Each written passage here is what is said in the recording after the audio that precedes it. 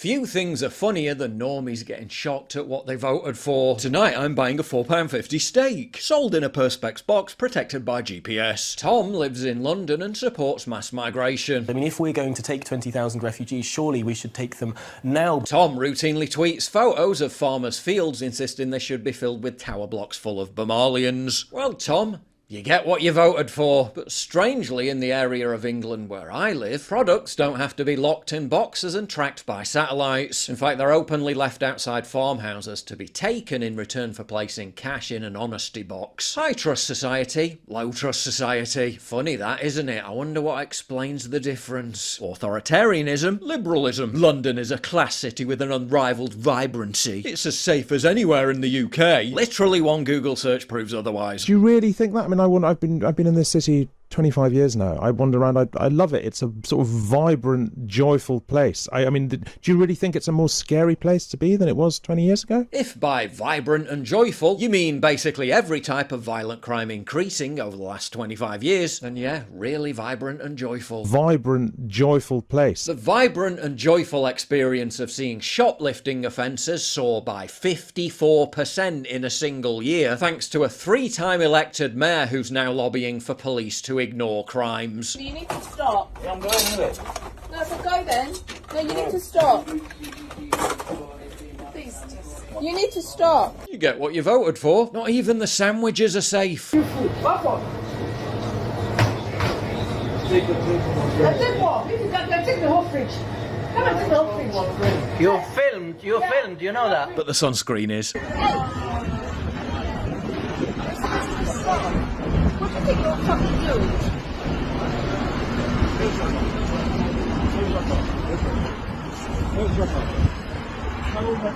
Vibrant, joyful place. Yeah, of course. Well, I'll be doing you a favour, won't I? Yeah. Right, that'll do now. Come on.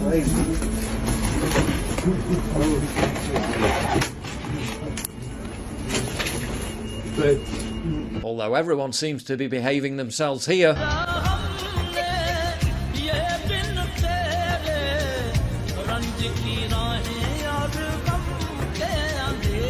Yes, that's actually in England. Brits warned drinking water could run out in some areas in just 10 years thanks to mass immigration. The worst affected area? Cambridge, among the most liberal places in the country. You get what you voted for. Wales Online, a mouthpiece for a government that proudly brags of its mission to make Wales a nation of sanctuary for refugees and asylum seekers. Posted a story on Facebook about the youngest victim of the tragedy in Liverpool being a 9-year-old child. Then turned off the comments. See if you notice anything interesting about the names of those who reacted with laughing face emojis.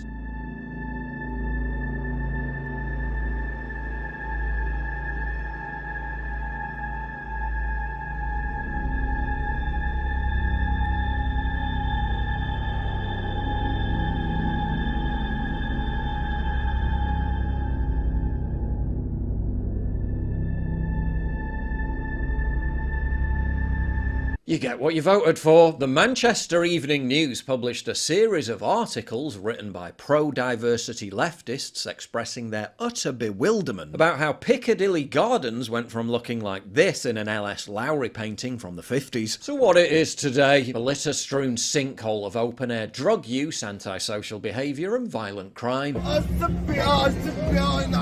Numerous people they interviewed for the articles said it didn't used to be like this. Well, you get what you voted for. Whenever someone prominent dares to shine a spotlight on our descent into a low-trust society, they don't get applause, they get attacked. Robert Jenrick posted a viral video confronting fare dodgers on the London Underground, and leftists and the media were more angry at him. Look at the coverage. On the surface, the headlines seem almost split down the middle. The London Economic mocked the video as bizarre. National World said Jenrick was under fire for calling out criminality, illustrating how they'll craft a narrative which suits their bias, no matter the truth of how Jenrick's video was actually received. And if you don't know where your news is coming from, you might actually believe that these stories speak for the majority. Most of you won't see this in your usual news feed. That's why I've partnered with Ground News for years now. They're the app and website showing me the truth that most media outlets bury. By gathering perspectives from across the political spectrum and breaking down each source's political bias and financial backing, I can see how Ground news isn't just reported, narratives are crafted, and why. Try it for yourself at ground.news/PJW via the link below, or scan the QR code on screen. One look at their blind spot feed and you'll see how many supposedly unbiased news sources actually lean left, and why they avoid certain stories. Ground news isn't just another sponsor, it's a tool I use to show how the media manipulates you. And they're everywhere now because people are finally waking up to how broken the media is. This isn't about right versus left, it's about reality versus propaganda. So I got my viewers 40% off the same unlimited access Vantage plan I've been using. Just go to ground.news/PJW or scan the QR code on screen. That's just $5 a month to finally think for yourself. And since we've all got that one friend who only shares stories from the BBC, leave the debate and send my link instead. Ground News is independently owned and subscriber funded. Their only mission? Hold the media accountable. Be part of that fight by going to ground.news/PJW. Thousands of men are spitting on women runners. It's happened to me. 1 in 10 women say they've been spat on while running. In this exclusive investigation, Metro exposes a shocking and underreported form of street harassment that is forcing women to change the way they exercise. I was running down a very busy main road near my home, and as I slowed down to come to a stop, I heard a lot of shouting, a lot of swearing, and all of a sudden looked down at my leg and there was a very thick glob of spit seeping into my leggings. And I obviously took a second, didn't quite understand what was happening, and a man was moving towards me very aggressively, and he'd spat on me, which was traumatizing, and no one did anything, no one said anything, so I unfortunately just walked home and cried. And then 2 weeks later, same road, different man, again I was spat on. A man? Okay, what man? Care to offer a description? A profile? Proceeds to write 60-paragraph article without offering a description or profile. Why would I report it? What's going to be done? You know, there was, I think, 68,000 rapes in 2023, and only 5% of those had charges brought after they were reported.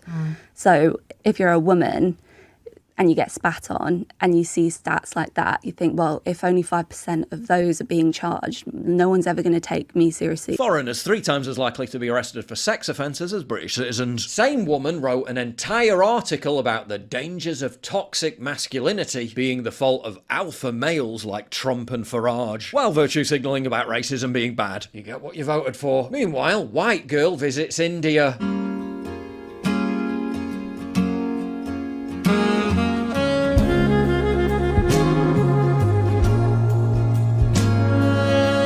Same woman also complained about people playing music out loud on public transport and chose this video to illustrate an example.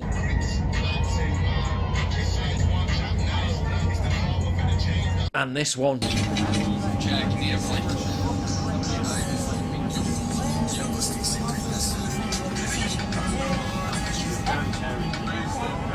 No profile of the kind of person who plays annoying music or talks out loud was provided in the article. Two persons. Individual ID proof eduthunnilla. One more arrange. Yeah, one more arrange, please. Ask them to come soon, huh? You get what you voted for. My son is isolated at school as he is the only native English speaker in his class. Other children prefer to speak with friends in their native languages. Is it legal for my wife and I to homeschool him instead? For the past 3 years, our son has been having an ongoing issue in his school. He is being isolated and ignored by the overwhelming majority of his class who either cannot speak English or simply prefer to communicate with friends in their native language. The school has attempted to handle this, but 3 years later our child still stands alone in the playground with no one interacting with him. My wife and I are both intelligent individuals with master's degrees. You get what you voted for. This week in Unleashed, I've come to the city of Leicester and particularly this very special street. It's called Mornington Street because it's home to the fewest number of English speakers in the entire UK. Did you see that it's home to the fewest number of English speakers? Speak English. Oh, you don't speak English? No English? No English. That it's home to the fewest number of English speakers in the UK. Did you know that?